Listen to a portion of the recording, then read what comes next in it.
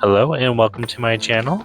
Today I'm going to be opening up a metallic stag beetle breeding bin, and I'm also going to be preparing some egg laying bins for future breeding projects. So right now I'm digging up the breeding bin for the metallic stag beetle. There she is. She kind of looks like this picture of this foster kitten that my sister took care of once. Really cute. Some metallic stag beetle females are very tiny, but the males are quite big and slender.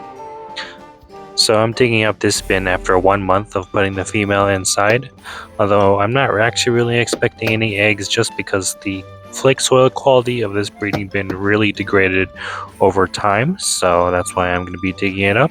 Give me a quick check for eggs just to make sure, and then I'm going to be making a new one for her. Now, unfortunately, this video won't be a great example on finding eggs, but if you were to make your own breeding bin, and when you finally dig it up after about, I would say 1 to 2 months, this is how you would do it. So it tends to break apart into many different little pieces, and each piece can be crumbled apart to see if there are any eggs inside.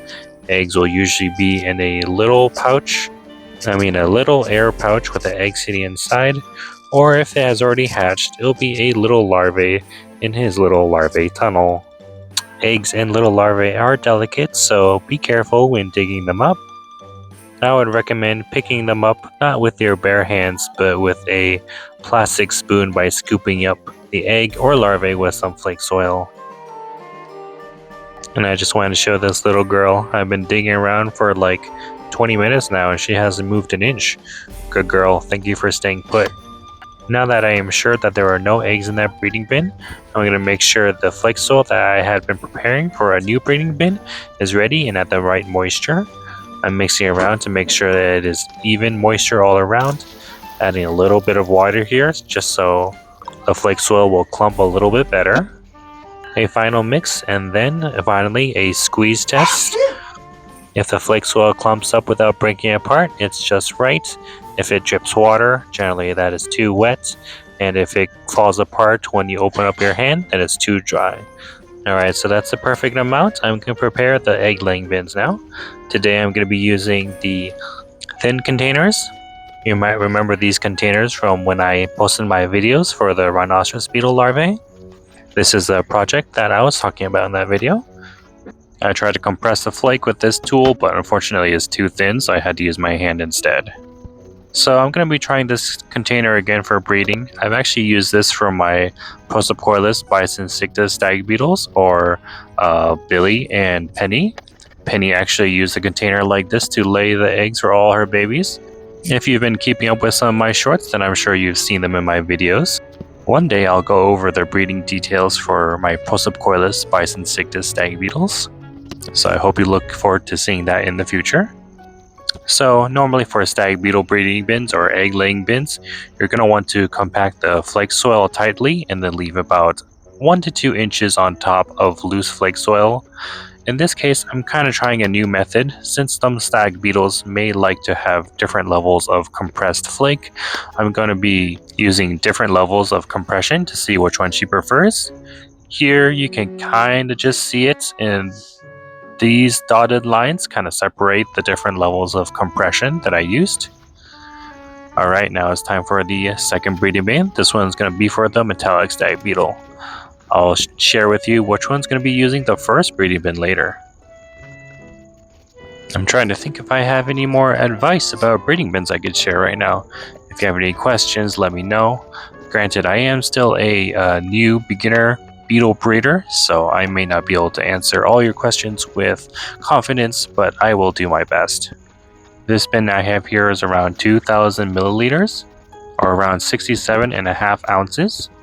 And the first bin I shared earlier is a little larger at around maybe 2,500 milliliters to 3,000 milliliters. Alright, that's both breeding bins complete now. Now it's time to label both of them before putting in the female. It's important to label at the very least the date and species that you're going to be putting into your egg laying bin. Otherwise you might forget what you put in there and when. And who's going in this bin? It's Dango, my female Prosopoilus Mochilski. Alright, now time to label the breeding bin for the metallic stag beetle. Hopefully she'll lay some eggs this time. Ah, this is sticky. I feel like a silly cartoon character. Anyways, CMF, short for Cyclomatus metaphiller finnae. I have no idea if I'm pronouncing that right. I might be saying it horribly wrong. Anyways, it's time to prepare a jelly for them. Always make sure to give your females a jelly while they're laying eggs. Very important that they have plenty to eat while doing so, since it is tiring work for them.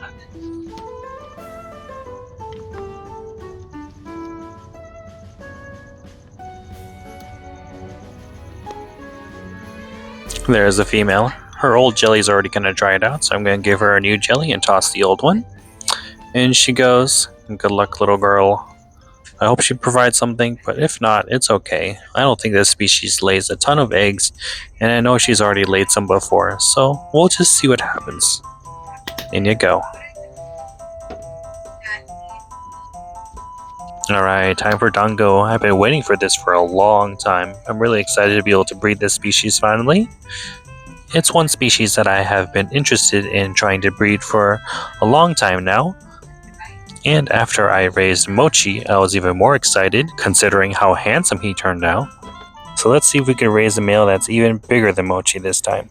Now this species, Prosopcoilus mochoski, is a species I think has a lot of potential to be a good beginner species. They have a short larval stage of around 6 months, and I've heard they could live a pretty decently long time of up to 1 year if kept in cold temperatures. Now there's little Dango girl. She's all curled up because she's scared because I just dug her up, but after a little while in her container, I'm sure she's gonna burrow away soon. Alright, in she goes. And in they go into my beetle fridge. These containers fit perfectly in these slots in my wine cooler, so I'm hoping to get some more in the future, since they seem to work so well. Anyways, that's the end of the video. I hope you learned something, I hope you enjoyed the video, and thank you for watching.